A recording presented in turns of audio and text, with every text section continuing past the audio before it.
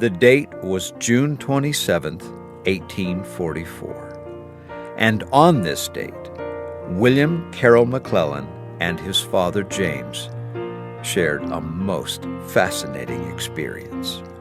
He said, "When I was a boy and working in the fields with my father, we were hoeing corn in the late afternoon. It was quite warm, and we were about to quit for the day when Father straightened up and looked around and then looked at me. The solemn stillness of the surrounding area was almost frightening. The leaves on the corn suddenly drooped as if they had been in a blast of extreme heat. The leaves on the trees wilted and hung as if in deepest sorrow.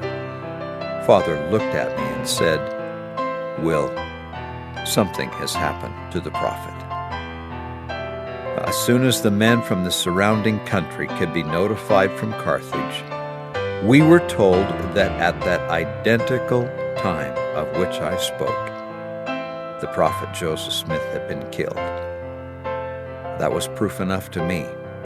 If the leaves of the trees and on the corn could be near enough to the prophet to mourn the passing of his spirit, I could not ask for anything more faith-promoting or convincing."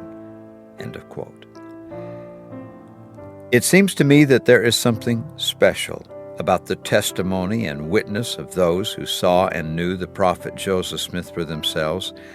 To them, he was not a historical figure of faith.